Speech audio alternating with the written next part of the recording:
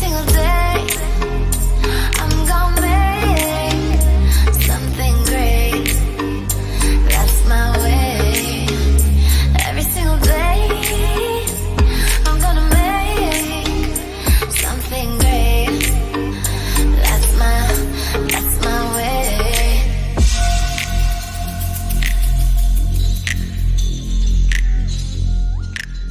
Hey guys, it's Tay, and we're here for another segment of Word of the Night. Now, this is the first one with me on it, and they'll all be with me on it now. I thought this was better, but that first one, I just kind of like thought of the idea, thought it was really good, and really wanted to get it out. So here we are for Word of the Night. So the word of the night is grudges. Grudges will be the thing that we're talking on about next episode.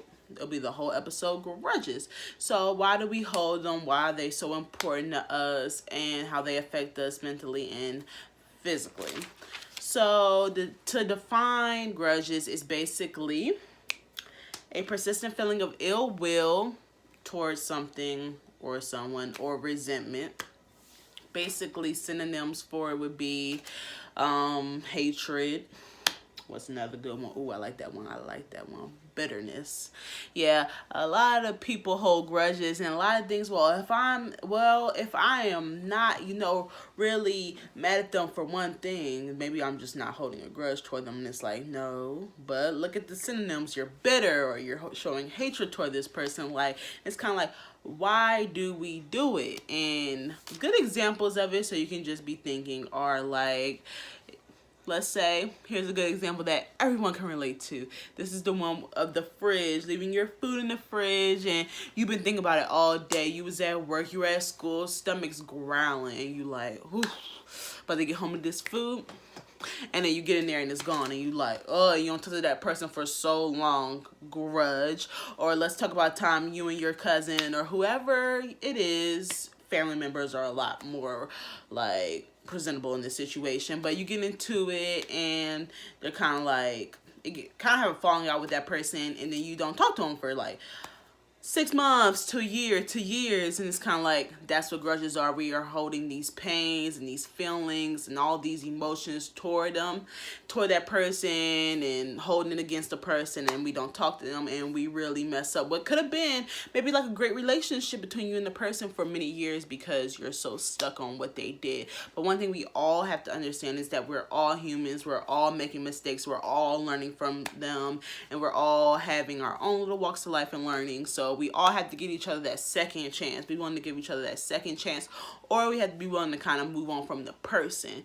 And I think a lot of times people are like, oh, well, I've given as many chances as I can give. What should I do?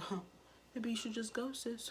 Maybe you should just go, because, you can't keep going through this same dead-end cycle with somebody. But, yeah, grudges.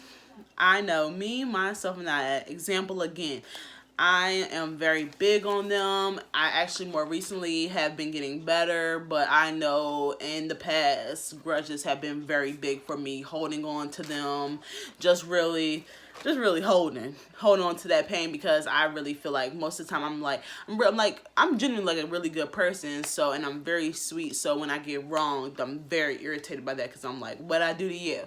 But at the same time, it's very toxic just to hold on to all that pain. One thing I like to always say, this is the one thing that got me thinking. It's the quote that while you over there tripping, they getting them good old Z's. They sleeping. They had their best night's sleep. That helped me really realize I can't keep holding this against this person. I can't keep holding that pain. I would love to move on from this situation.